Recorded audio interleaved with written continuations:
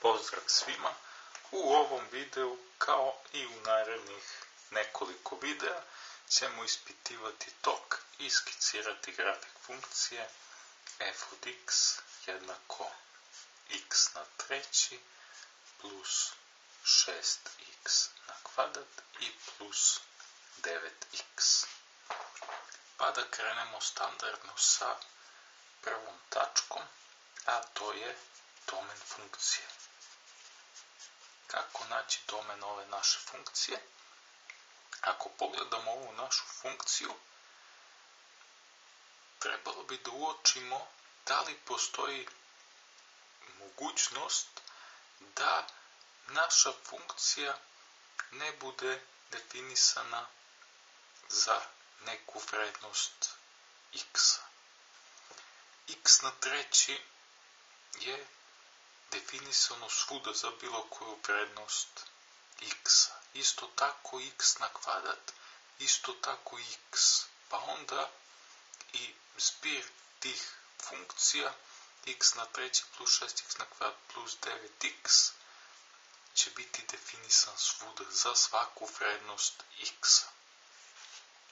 Kao što smo govorili, kod domena kada gledate, obično problem može da vam napravi kad imate razlomak, pa kada dole u imeniocu se pojavi mogućnost da bude nula dole u imeniocu razlomka, a mi znamo da ne možemo definisati razlomak tako da mu u imeniocu broj nula, jer taj neki razlomak da je gore neki broj u brojiocu, a dole da u imeniocu nula je nedefinisan. Isto tako ako imate kod funkcija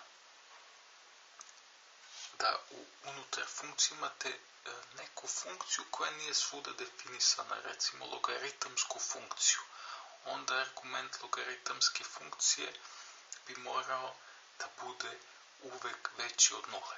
Dobro, malo smo se odmakli od teme, ali čisto onako da steknete neki osjećaj kako se gleda domen funkcije, kako se traži i šta može da nas ugrozi ili da nam omogući da posumnjamo da postoji neka tačka ili neki deo naše funkcije gde ona nije definisana. Ovde kod nas je svuda definisana ova funkcija, pa možemo da kažemo da je domen funkcije skup realnih brojeva ili da napišemo od minus beskonačnosti do plus beskonačnosti.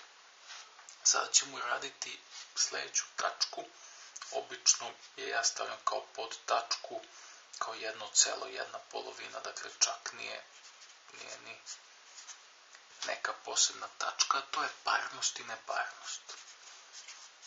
Parnost i neparnost. Zašto? Zato što retko koja funkcija koja se zadaje će biti parna ili neparna. Veoma retko se dešava. Ovde možemo čisto da proverimo, ali ne verujem da će ova funkcija biti parna ili neparna. Dakle, nama je f od x jednako x na treći plus 6x na kvadrat plus 9x. Da bismo pokazali parnost, potrebno je da f od minus x bude jednako f od x. To je što se tiče parnosti. Tada bi funkcija bila parna. Da vidimo šta je nama f od x. F od minus x. Ajde, lepše da napišemo f od minus x. Ćemo dobiti kada svuda ovde u ovoj funkciji f od x, gde god vidimo x, umjesto njega pišemo minus x, pa će biti minus x pa na treći plus 6 puta minus x pa na kvadrat plus 9 puta minus x. F od minus x je jednako minus x pa na treći minus x na treći plus 6 puta minus x na kvadrat je samo x na kvadrat i 9 puta minus x je minus 9x. Dobro.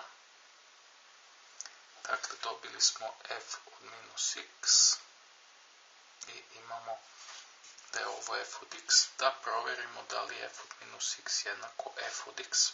Pa, nažalost, nije, zato što Ovdje imamo x na treći, ovdje imamo minus x na treći. 6x na kvadrat i 6x na kvadrat imamo i ovdje opet plus 9x i minus 9x. Tako da f od x, f od minus x, da kažemo, je različito od f od x, pa funkcija nije parna. Slično se pokazuje i za neparnu funkciju, a to je da, tako kažemo, f od x bi trebala bude jednako minus f od x. To je neparnost. Šta bismo tu dobili? Minus f od x je jednako kada stavimo minus od ove funkcije x na treći plus 6x na... Ne, ovako da je f od minus x jednako minus f od x. Hajde vidimo čemu je jednako minus f od x. Jednako minus x na treći plus 6x na kvadrat plus 9x. Odnosno minus f od x je jednako minus x na treći minus 6x na kvadrat minus 9x. I očigledno ovo nije ispunjeno jer ovdje imamo minus x na treći, to se poklapa, ali već ovdje je plus 6x na kvadrat, a ovdje je minus 6x na kvadrat.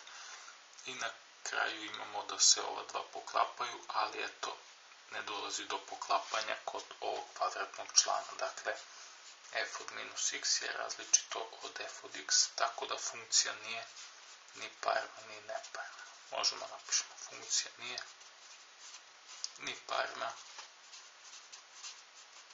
ni neparna.